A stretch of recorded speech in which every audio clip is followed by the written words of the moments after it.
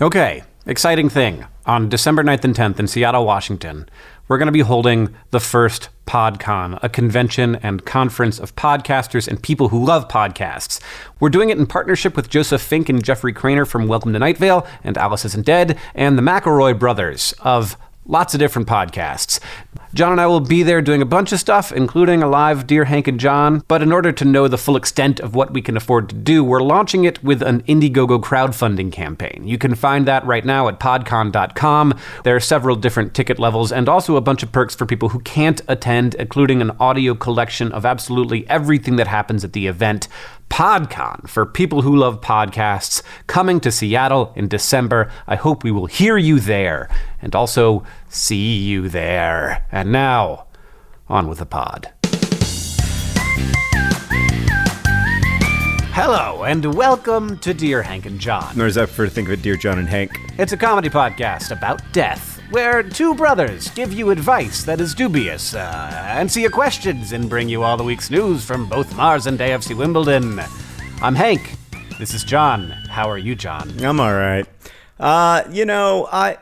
Hank, I have to tell you the honest truth, which is that there is a little bit of me that wishes that in addition to having opted out of Twitter, I could just not have my daily thoughts consumed so much by certain political leaders in the United States. But this is the reality that I'm living in right now. And I'm just trying to make a go of it here at Grover Cleveland High School. Do you get that reference? I don't. I do not. Oh my God. It's to the best movie ever. I can't believe you've never seen Rushmore. I have seen it, I think. Oh my God. Even the idea that you don't know whether you've seen Rushmore is deeply upsetting to me. That's honestly worse than if you just hadn't seen it. I accept that is the case. You want to know what's happening in my life, John? I do, very much. A young man who lives in my home, he's 6 months old, has learned how to grab my glasses and throw them across the room. Oh, yeah. So that's, yeah. He'll put them anywhere in his mouth. If there's poop nearby, he'll try to get it in that. And so I'm getting ready for needing multiple pairs of glasses. This podcast, unfortunately, is not brought to you by Warby Parker, but there may be some dealings with them in the future. And by dealings, I mean I'm going to maybe buy some glasses from them. I don't know that having 17 pairs of backup glasses is the best strategy. I think you just got to keep your face out of your kid's maw. That's impossible. He is too cute for that. He has it's a maw that needs a face in it. All right, I don't have any short poems for today because I want to leave plenty of time at the end for the incredibly exciting news from AFC Wimbledon. So let's just jump right in to questions from our listeners, Hank. All right, this one is from Amanda, who asks, Dear Hank and John. It's D-E-A-H, so she wanted me to say it that way, and I did. I'm currently a private tutor in elementary-aged kids, and some of my students don't even have grammar instruction, but those who do tend to struggle with it. Many ask why they need to know it. I tell them that it is important to understand how English works as a language because it will make their reading and writing skills better, but honestly, I'm mostly just trying to get them focused on their work. My question is this. I'm skipping some stuff. How does technology change what grammar, and for that matter, spelling and writing instruction look like in schools, and how do I convince my students that it's important? Yours, Amanda.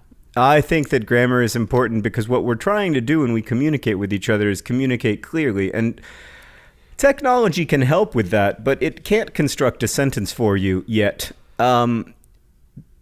There's something about a really well-constructed, clear, concise, transparent sentence that is just absolutely magical and makes you want to do whatever the sentence tells you to do. And that, to me, is the secret of language. If in this world, if you can write a good email, you can get a lot of things done. I definitely think that, yes, I think that is 100%. And I think that when I'm looking to hire someone, I'm looking at writing skills, even when the job is not involve a lot of writing, when I'm reading a cover letter, I'm looking at that and I know that that is important, but I don't know that it's necessary for me to know how, to be able to diagram a sentence for me to be able to write a good one. I don't know that it's necessary for you to be able to diagram a sentence, but you do need to understand what different parts of sentences do and how they do it and why they do it. And until that stuff is just kind of like deeply ingrained and it is second nature, you do have to think about it. You know, like I was talking with Henry yesterday about verbs, and I was like, so what is a verb, Henry? And he said, a verb is something you can do. And I thought that was an interesting idea. But then I was like, all right, so what's the verb in the sentence, Henry is awesome? And he was like, well, I don't know. And understanding like what is does as a verb and what it doesn't do, I think is actually kind of important. I agree that, look, when I was an elementary school student, I thought that grammar was the stupidest thing in the world, second only to algebra. But I use it now, and I think a lot about it now, and not only because I write books, but also because I write emails and love letters and lots of other things.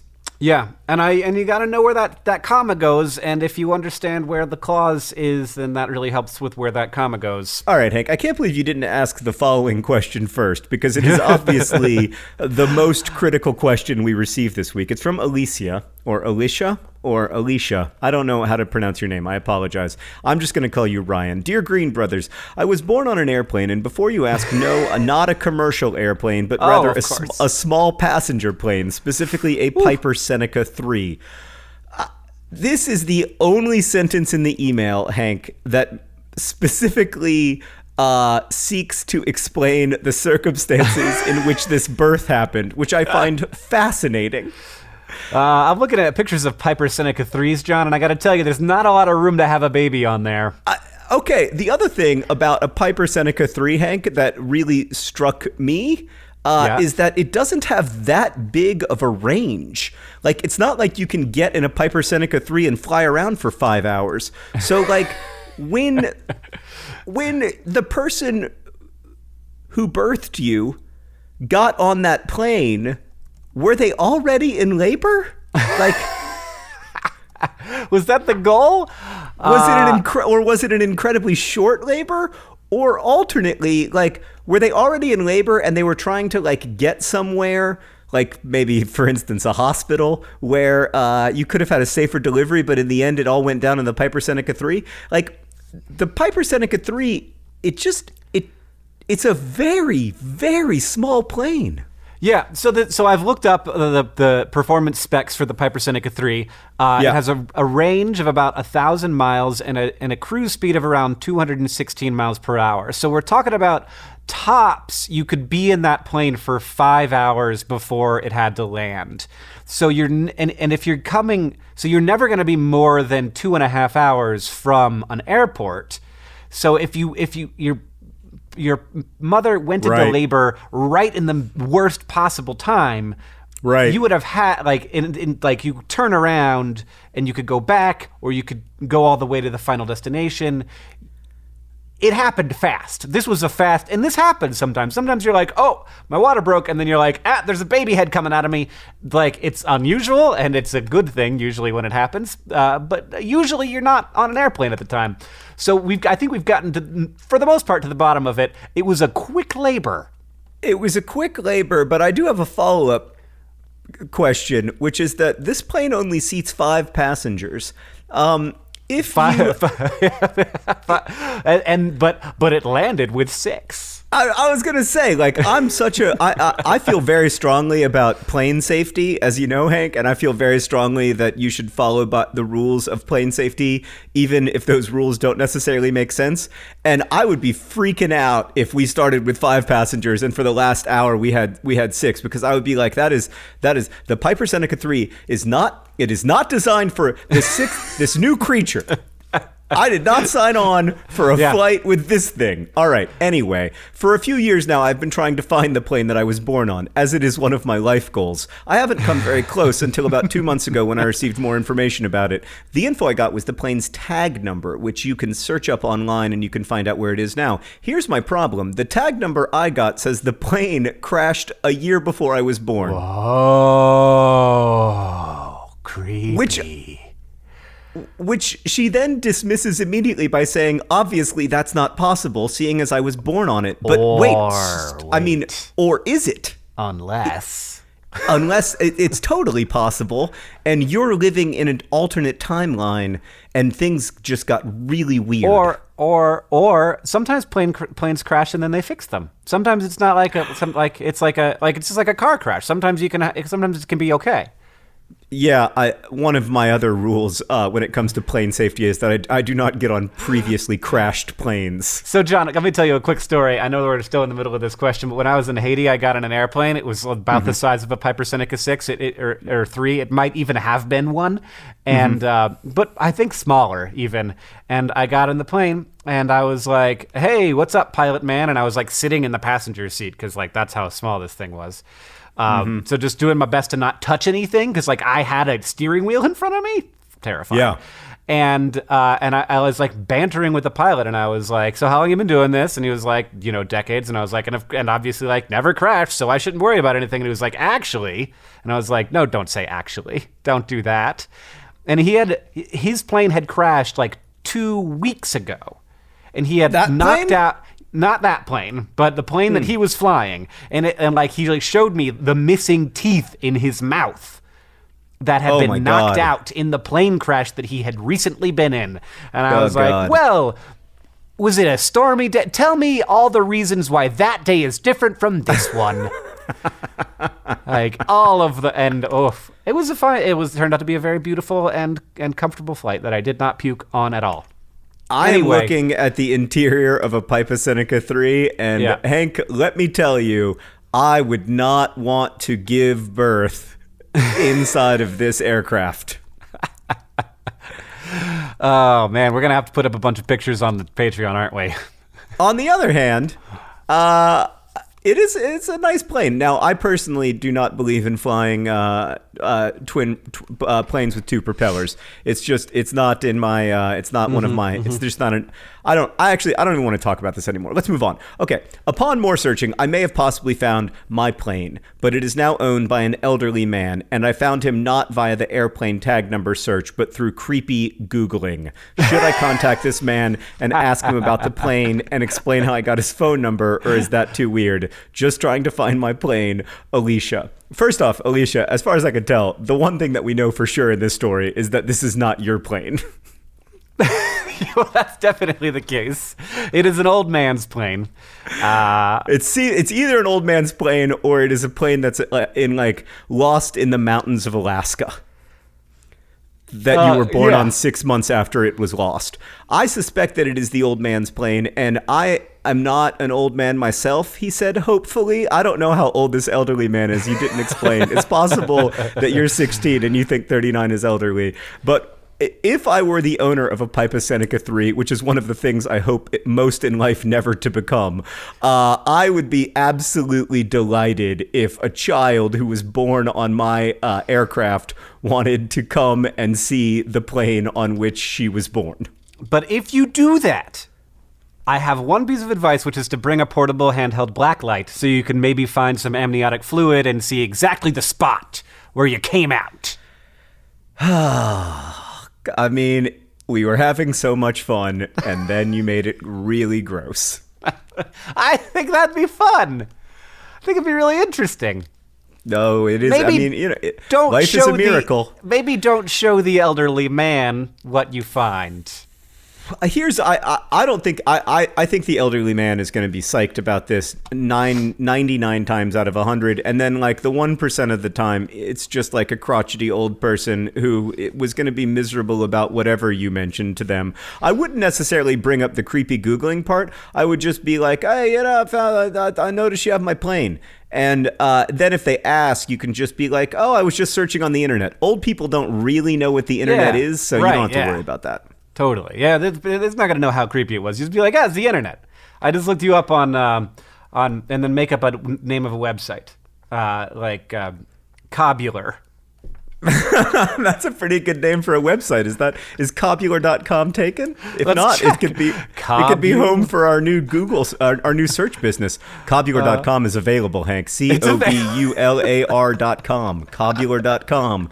The hot new website from the Green Brothers. It's where you can find all of your lost planes. Cobular.com is a great idea that sounds like a proper made up company. Well, I'm pleased. What does copular mean in Spanish? Must be nothing, or else it would be taken. What about copular? I have a guess at what copular means in Spanish. I'm gonna look it up. It's copulate. It's to copulate. Okay, well, we're not doing. This is cobular, which is a completely different company and is a made-up word, like Uber. Or Lyft with a Y. It's just a made-up company name, Cobular. It's our exciting new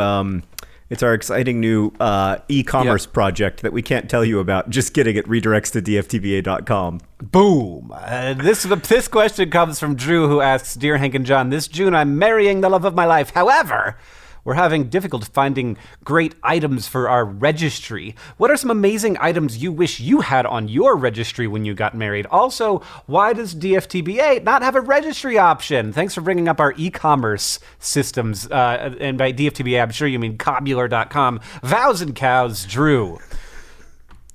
Hank, what do you like? Of the things that you got for your wedding, are there any of them that when you look at them, you think about the person who got you that fondly? Because that's what you really want. Like, you want something that it's not just like useful, it also connects you to somebody you love. John, you're reaching terrifyingly close to a thing about me that I'm not super proud of, which is that I don't really think about things enough for after 10 years of marriage to have any connection to any of the items that I was given for my registry, including the ones that you purchased for me. Oh, I have no idea what I got you. Don't feel weird about that. But do you remember, are there things that you got for your wedding that have proven useful to you, or do you not even know what you got at your wedding versus like what you just bought at Target 6 months later? I know that I got my silverware and my plates for my wedding, and we do use those all the time. I don't know who bought them, but I am glad to have them, and they've lasted us a long time. Yeah. Things have broken, but not so much that we don't have like a good and full set. And they were purchased at Macy's, and we had a registry at Macy's, and I believe that's where our knives came from as well. I will say a very good knife is something that I didn't get for a long time, including for my registry, and I wish I had gotten on my registry. My most used appliance in the house is my SodaStream, which turns regular water into carbonated water, so that I don't have to buy carbonated water. And I would don't tell that to our future sponsors, LaCroix. Yes, well, you get the excellent pamplemousse flavoring if you can't get that without LaCroix. Okay. And that's their new tagline. If you have a SodaStream, you're never gonna get pamplemousse without LaCroix. And brought to you by LaCroix, everyone. It's surprising to me that you don't work in advertising, but okay. So I do work in advertising. I just do it badly. Hank, I agree. Not your like silverware. If you're a fancy person with actual silver, that in my experience, you never end up using. But your everyday cutlery, your everyday plates, if you don't own that stuff already, you can register for that stuff. People will be happy to get it for you, probably, hopefully. If you do own that stuff, then you might be in a situation where you don't actually need to register for that much stuff, in which case maybe you could just raise money for your honeymoon if you want to go on a nice honeymoon. Yep. Or raise money for a charity that you care a lot about, like have people donate, like farm animals through Heifer International or something like that. I've known a lot of people who do that, and I think that's really cool. The gift that I received, Hank, that has meant the most to me through the years. So Sarah's got an Uncle Baxter. And Baxter's an amazing guy. And we received these we didn't register for them. We just received them one day. These monogrammed highball glasses that, you drink mixed drinks out of. And I was never a person who I never even knew what a highball glass was. Like when I wanted to make a mixed drink, I drank it out of my Alvin and the Chipmunks glass from 1986, just like a regular American, But when I got these monogrammed highball glasses that have like our shared initials S and JG on them. And by the way, I should add that Uncle Bax did not get us like 4 monogrammed highball glasses or 8. He got us like 40, and I'm not exaggerating. In fact, I've broken a lot of them over the years. And the great thing is that there's this like box that essentially has an infinite supply in our basement. There is a box with an infinite supply of monogrammed highball glasses. And every time I drink a glass of scotch or something, I'm like, man, Uncle Bax, he knew the person I was going to become before I did. I like the idea of an infinite supply of something, like something that might not, and you're just like, look, you never have to worry about this again. You're just you could break one of these every day, like Thor your drink every time. I'll have another, and then you don't want to Thor your drink every time. I mean, we would run out of them if we did that. But yes, I understand. You're correct in theory. You know what occurred to me is what if I just registered for stuff on Amazon Pantry, like paper towels and baked beans. Like the things that I really need.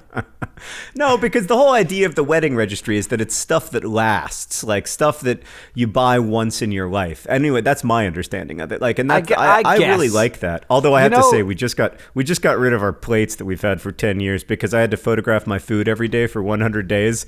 And by like day 98, Sarah was like, "We're getting new plates." And I was like, "Why?" And she was like, "Our plates are horrible." Wow. And they were kind of horrible. So we've got all new plates. Hank, I've got a new question for you. Okay. It comes from Sam. He writes, "Dear John and Hank, what are your thoughts on the word content in reference to internet video? I've heard a lot of people dislike it, but I'm not totally sure why. Is it because it commercializes art? Are art and content different? Jenga." Sam, what a great sign-off. Is Jenga something you say while playing Jenga? Like every time you put the thing on the top, you're like, Jenga! Like Uno or something? Or is that just I'm not totally sure. It's been a while. I gotta confess, Hank, it's been some time since I played Jenga, and it's been even longer since I played Jenga by the official Jenga rules. Jenga is a really great made-up word, like cobular. It's not as good as cobular. Maybe cobular will be our version of Jenga. But it's made out of corn. Oh, that's pretty good. It's not great, but it's headed in the right direction. Maybe cobular will just be a place where we sell high-quality sweet corn year-round. Yeah, it's like Corn of the Month Club. Cobular. The Corn of the Month Club at cobular.com. Oh, you're going to get corn from every country in the world. You're going to get artisanal heirloom corns. I mean, and it's going to be so sustainable. It's going to be so sustainably farmed. And then the only part of it that's not sustainable is the part where we put it on a plane. Air freight it to you. And ship it to you overnight in totally unsustainable packaging. Yeah. But the farming part will be completely organic. It was in Kazakhstan. It was organically, very sustainably farmed in Kazakhstan. And then we put it on a plane and flew it to America. Then we put it on another plane and flew it to your house. Oh my God, cobular.com, home of your corn of the month. Hank, finally, we have a business that's going to not lose money. Sorry, what was the question? I don't remember. Oh, content. Yeah. I don't know. So I just think that it's a commodification, which people don't like to have their work commoditized, which is something that we are finding out more and more. I think it's commodified. Yeah, sure. I believe you. When you take something and you're like, this was once something that you worked really hard on, and now it's like, now put it in a box with 1,000 other that look exactly the same. You're like, oh, I guess I'm not that important. Like I'm just like a cog in this machine, and that is kind of what content sounds like. And you hear about content farms, where people sort of just churn out words that can then be advertised against for the lowest price possible, so that we can try and keep this economy going on the internet, which is a hard place to make an economy work. But it is content. I just think that it's kind of come to mean a slightly different thing, and that can give people a bad feeling.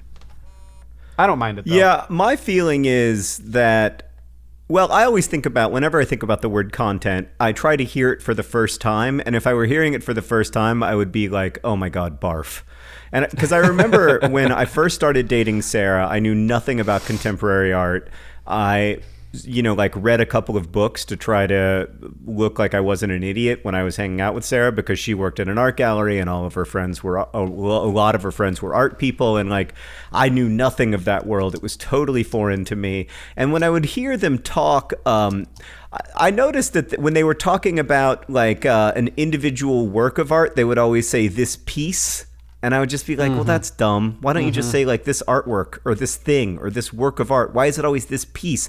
And then when they were talking about like an art, like a group of pieces, they would say like this artist's work. And I would just be like, oh, come on. Like the distinction between work and piece is so annoying and weird and gross and particular. And like it sort of exists to create a group of people that are inside and a group of people that are outside. And yeah, so I totally get it, because when I hear the word content for the first time, or if I can like put myself in the mindset of hearing it for the first time, I would be like, ooh. But now I'm so used to saying it, that we make like content online. Hank, what is that noise in the background? I don't know. I think it's just on the phone. I don't think that it's on the recording. It sounds like you're shuffling cards in my ear. Yeah, I hear it too. I don't know what it is. Yeah. Are you shuffling cards? Nope, I'm just sitting here. Because I'm trying to, like, I'm wondering, are you playing with me right now? Are you playing a game with me? Do you think I'm just with you? I think you might be just with me. Is this like the thing where to with her, Alicia's parents made up a tag number of a crashed plane and said that that's where she was born? I don't think so, John. I hear we got to keep that, Nick. So you're like. gonna have to do some. You're gonna have to do some. You're gonna have to do some bleeping. Okay. I don't know what it is. You know what? I'm gonna try not to call what I make content anymore. I'm just gonna call it. Well, like of the things of the lingo of my industry, that is not the one that bothers me so much. Like I hate influencers so much more. Yeah. And I hate industry, actually. I really hate, like, my industry. Like, what, you just mean, like, you're the little pond in which, like, you think that you are a big fish because the pond is so incredibly little. Eat it, boy. I also, like, there was a while when people were using the phrase Cewebrity, and I was just like, okay, I'm going to leave and never come back. If that's all right with you. I don't like Cewebrity, but I love Cewebrity. I mean, I am a internet sensation, so Cewebrity. I mean, just the idea, like, so what do you do for a living? Well, I'm a celebrity. I'm sorry, did you say that you're a celebrity? Yes. No, yes. I did not. Unfortunately, I would like to be a celebrity when I grow up, but right now I'm just a Cewebrity. I'm dead. You killed me. Today's podcast is brought to you by Cewebrities. Cewebrities, just trying to harvest some content in this sweet, sweet industry. This podcast is also brought to you by the Piper Seneca 3. With a range of 1,000 miles and a cruising speed of 216 miles per hour, it is possible to go into labor and also have a baby before you land. And today's podcast is also brought to you by Cobular.com. Cobular.com, your number one source for the Corn of the Month Club. And finally, this podcast is brought to you by an infinite supply of highball glasses. An infinite supply of highball glasses supplied by Uncle Bax. Oh, man. You've met my Uncle Bax, haven't you? I think it's possible. Yeah, he's great. All right. Hank, let's get to a couple more questions. Geez, Louise, you really got me going there. I'll never get off of Cewebrity. I feel like we have hit on something very special. So by the way, I just really quickly, I have to say, I did not coin the word Cewebrity, and I don't want to be credited with it. I wish that I were that genius.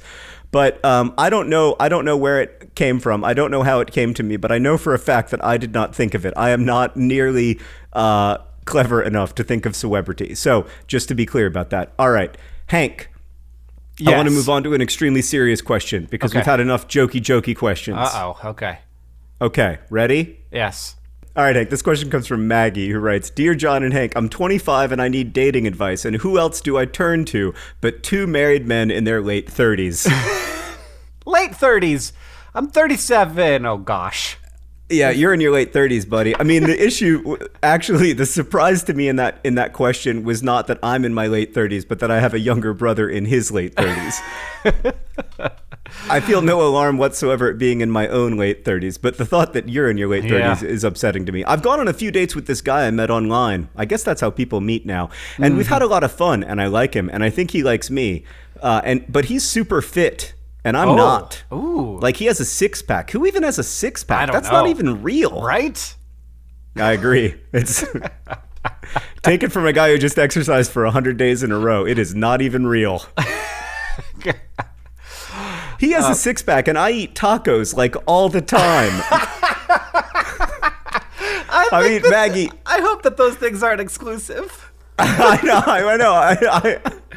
Also, I hope she's exaggerating slightly. I mean, if she's eating tacos like all the time, that is a bit of a concern. Like, a lot of tacos. Well, you want to make sure you get a balanced diet. Like, sometimes you got to have a burrito. I generally feel good about myself and my body, but this has caused me to develop a complex of sorts. Do you have any advice to help me get over myself and just have fun dating? Hopefully not forever alone, Maggie. Maggie, judging from your email, I think the reason that you're getting along well with this dude is that you're incredibly charming and funny. And you should own that. And that's awesome. I have very rarely been more impressed by an email. We get a lot of them too.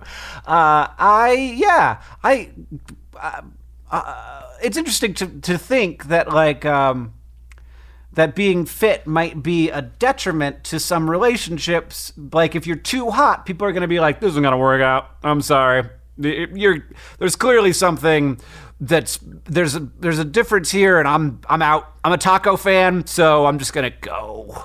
Also, Hank, I mean, I am totally coming at this question from the perspective of a guy and also like an old guy who's been married for a long time. But like, the question presupposes that there's only one kind of hot. Yeah. Or that there's only like one sort of attractive. And like, that's just not true. Like, there's all kinds of different attractives and all for different people, you know. And so like, I think you kind of got to let go of it. I understand. Like, I think probably if you're having like, I think it comes from the outside social order, right? Like, the social order is so specific about what constitutes hot, and oh my God, six packs, they're so rare and hot, and wow, a six pack. But like, you know, not everybody likes six packs, hopefully. Not everyone requires six packs, at least. That's definitely clear and true and for sure. Yeah, we can say with certainty that not everybody sees a six pack as a prerequisite. Yeah. Well, yeah, I think that is an interesting question, and I'm glad that we've answered. And I feel like, Maggie, don't let it get in the way. Don't let that wall of abs interfere with this productive relationship that you're having with a nice young man. This question comes from Doug, who asks, "Dear Hank and John, my 6-year-old told me that he wants to have a dude's day, and I'm excited that he wants to have a father-son day, but the problem is that we seem to have different ideas about what exactly we should do on a dude's day. My idea is to spend the afternoon teaching him how to change the oil on my Jeep. We can bond while I teach him an important skill that my father taught me." Like, when you were 6? Yeah, not when you were 6, man. His idea is to spend a day playing games and eating pizza in the company of a giant rodent. What should we do? Come on, man. Doug. Come on. Yeah, Doug. I mean, the answer, of course, is that you got to change that oil. I mean, that's it's a no-brainer. Yeah. And Chuck E. Cheese is it is a contaminant nightmare.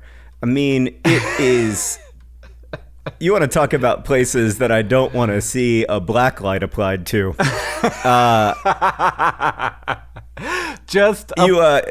turn the black light on at Chuck E. Cheese and you're at a rave. Yeah, patient zero for every plague is Chuck E. Cheese. Like, that animal. Yeah, I mean, so Doug, I get it, man. Like, I have to take my kids to Chuck E. Cheese a lot, and like, the people who work at Chuck E. Cheese are really nice, and I think they have a hard job, and so I don't want to say anything bad about Chuck E. Cheese, but it's, I mean, the number of stimulants, the number of like just things that are happening at Chuck E. Cheese per minute. I was actually recently at Chuck E. Cheese, Hank, and you know what I was thinking? I was thinking there is absolutely no analog for this in the natural world. Like before, like 70 or 80 years ago, no human being had ever experienced what I'm experiencing right now. It's like kind of like a casino because there's a lot of noises happening. The carpet is dirty and very colorful. And then there's like a lot of just like sort of like blank-faced people staring into games, hitting buttons over and over again, except instead of it being gamblers, it's children. And they're just trying to win enough tickets to get, some sweet tarts. And I was trying to think like maybe like did a human being before like about 1910 ever experience anything like being inside of a Chuck E. Cheese ever? And maybe like once somebody was swimming and like a huge number of swordfish swam around them and sort of like attacked them all at the same time and then disappeared. And maybe that was like a brief moment of like Chuck E. Cheese-ness, but like there is no analog for it in the actual lived world pre-1920. And I think that says a lot about how stressful it is for a lot of people, especially like definitely stressful for me. So I get it. So what you have to do is you're going to pretend, your kid's going to pretend to be interested in changing the oil for an hour. You're going to like try to teach them. They're not going to learn anything. And then the whole time they're going to be like, is it time yet? Is it time yet? Is it time yet? And you'll be like, no, we've got to finish this. And then when you finish it, then you have to take them to Chuck E. Cheese. It's a both and situation, not an either or situation. I mean, definitely like the idea that you would do either of these things without pizza is just ludicrous. Actually, the pizza at Chuck E. Cheese is pretty good. Yeah. So like, even if you like, you gotta, even if you're changing the oil, you should do that while eating pizza in the company of a giant rodent. I don't know where you're going to get the giant rodent, but obviously that's an important part of the childhood experience, so get one. That's terrible advice from somebody who has a 6-month-old. Yeah. I mean, he's basically kind of like a giant rodent now. Your kid? Yeah, he's a very big... Nah, he's not as, like, actually, skilled as a rodent. No, I would argue though that he's also much larger than any living rodent. Well, that is demonstrably untrue, John. There are many very large rodents. Please don't. I actually, you know what? I have no desire whatsoever to learn about rodents that weigh more than 10 pounds ever. Period. End of story. Let's move on to the next question. This question comes from Alyssa, who asks, "Dear John and Hank, this is more of a question for Hank, but if there is an earthquake on Mars, would it still be considered an earthquake?" Oh, so that comes to the question of whether we're calling the ground of Mars Earth in the way that we call the ground of Earth. Yeah, which we already have Earth. discussed on a previous episode of the pod. We've made too many of these things. So, but no, I think you would. I know for a fact that there are earthquakes on the moon, and we call them moonquakes. So I imagine that earthquakes that take place on Mars are called Marsquakes. Boom, okay. Done. It's over. All right. Man, we're going to get through all the questions. It seems unlikely. Okay, John, final question before we move on to the news from Mars and AFC Wimbledon. This question is from Ryan, an actual Ryan, who asks, "Dear Hank and John, my name is Ryan. I have enrolled and will attend my state university in the fall, and a few of my friends from high school are also going. I plan to be roommates with my best friend, Ryan." Oh my God, that's amazing. I don't know if I believe it. My question is, do you think I should try to maintain my circle of friends or start over and try to meet new people in college? Don't forget to be Ryan. Ryan. It's such a Ryan way to write an email, too. He put 5 Ryans in a 3-sentence email. Obviously, if your best friend is named Ryan and you're going to be roommates, like, you're doing a pretty good job of figuring out who your friends should be. Yeah. You're crushing it on the Ryan front, and I would say that you probably just want to keep going, trying to meet as many Ryans as you can and make it into a thing. Like, maybe you guys could form some kind of, like, fraternity or social organization. Like Will Grayson's. Ryan specific. Ryan's, yep. There's a lot of you guys. I will say, like, it can be easy to get sucked into and stick with the same, like, comfortable social group, even if, like, you are aware that you aren't seeing the full possibility or having the full range of human connection that you might be having at a college.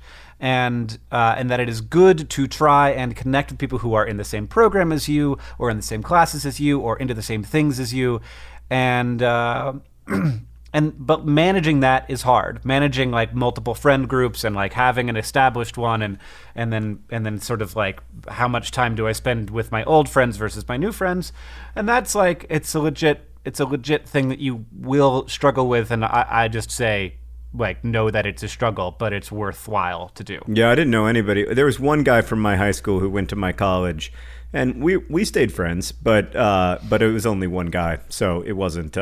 Wasn't your best friend Ryan? It was not. No, it was not a Ryan. Hank, before we get to the news from Mars and AFC Wimbledon, very quickly, I just want to read this amazing email from Jennifer, who writes, Dear John and Hank, after hearing the story of Emma and her dilemma, that was a woman whose name is Emma, but with 3 M's because of a typographical error made by a careless county clerk somewhere. I needed to share. My brother is named Benjamin, not Benjamin, Benjamin. As his big sister, I've often been asked why this is. Our mother had the flu when she gave birth, and our father was at work. So an ill mother gave my brother his name, and he has never changed it. Benjamin! Benjamin's actually a pretty cool name. I have to say, Benjamin is much better. That seems like particular and specific in a way that Emma just seems like a mistake. I don't know, man. I don't know. I remain on the side of keeping that 3rd M, because what else do you have?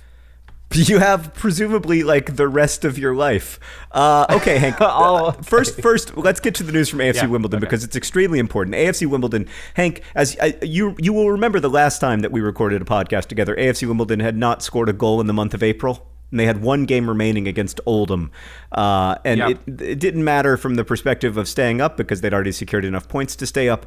But they did want to score a goal in April, because otherwise it would have been impossible to have a best goal of April celebration on account of how there were no goals in April, despite playing 1, 2, 3, 4, 5, 6 games in April.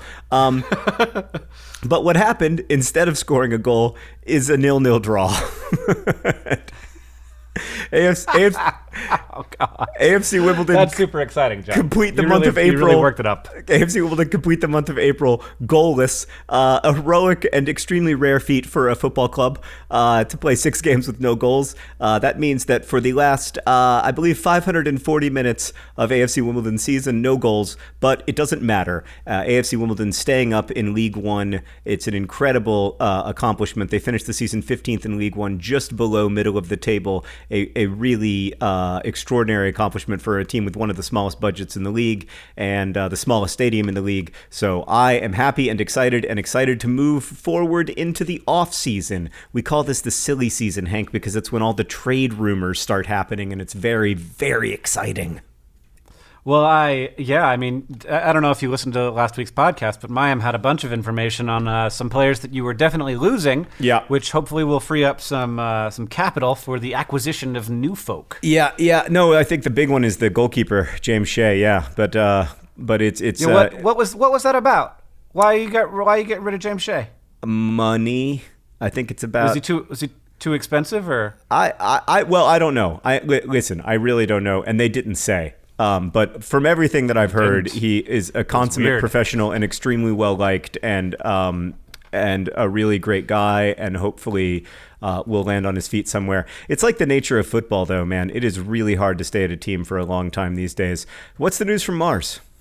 So you know how on the surface of Mars there's a lot of radiation because it doesn't have a magnetic field to protect the surface from the sun's harmful rays? Oh, yeah.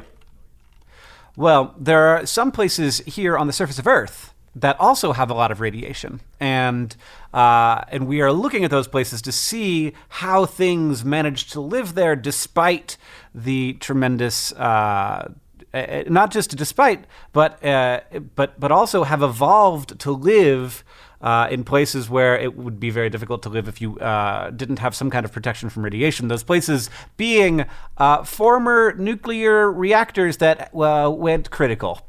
So Chernobyl and the one in Fukushima. Right. which I almost forgot the name of. It's okay. So Chernobyl and Fukushima are two places where you're like, life should stay away from that. But there are there are some species that have evolved to be able to live there and seem to have have evolved some traits that make them resistant to radiation, particularly a fungus. So this is true of bigger, of complex organisms like mice too. But this fungus, it seems to even prefer to be around radiation, and we don't know if it prefers it or if it's just that the niche is open and so it moves on in because it's capable of dealing with it. But there was just a year-long experiment on the ISS looking at this mold and some other fungi. Sorry, I have a cold. Had a cold. I'm getting over it. So there was just an experiment on the International Space Station looking at a bunch of different molds that have evolved to do well in the presence of a lot of radiation. One, to see how they might function on the surface of Mars. Two, to see what kinds of adaptations life on other planets that don't have a strong magnetic field might need to have. And three, to maybe help get the powers of those molds either into people or helping people. And that might be in the form of, like, a long time from now, like genetic modification, or in creating some kind of like fungi-based sunblock to protect humans from the harmful effects of long-term exposure to radiation, which they would undergo both on the surface of Mars and on the way there and back. So you would slather yourself in fungus to get ready for your big Mars trip. Yeah, and the fungus would be like, awesome, hit me with that radiation, man. Wow. I mean, that makes me want to go to Mars. So one of the things that they're thinking about doing is radiation-resistant genes, this is what the scientist said, can be incorporated into yeast cells that produce beer so that humans are willing to go to space. They will have better beer to drink that might even protect you from radiation. Well, actually, cancel. I'm back in. All right, Hank, we have to go. We have to go record our bonus podcast this week in Ryan's. But what did we learn today? Well, before we get to that, I just want to say that if you want to subscribe to This Week in Ryan's, you can do so by supporting this podcast, $5 a month. Help us stay real sponsor free. Just kidding. We're desperately waiting for those real sponsors to come on board. But you can over at patreon.com/Dear Hank and John. Every week we talk about a Ryan. Hank, who's our Ryan this week? Are we ruining it? Are we ruining the surprise? No, it's not a ruin of the surprise because the listeners to This Week in Ryan actually get it slightly before they get Dear Hank and John. Oh, okay. Well, this week's Ryan, I think, John, is going to be Rihanna. It's brilliant, Hank. It's your greatest work. It's your magnum opus. It's your cobular.com. Of This Week in Ryan's. All right, what did we learn today? Well, of course, we learned that cobular.com is totally a thing that you can go to right now and totally buy stuff on. We learned that you can eat a lot of tacos and still have a boyfriend with a six-pack. And of course, we learned that you too, when you grow up, if you work hard and play your cards right and get a little lucky, might end up a Cewebrity. And finally, we learned that John really does not want to know about the existence of 200-pound rodents that live in South America. They're capybara, John. They're super cute. You should check them out. There is not a 200-pound rodent on this earth, is there really? There's a bunch of them. Oh, good Lord, save me. Thanks for potting with me, Hank, and also for doing that thing that I specifically asked you not to do. Yeah, my bad.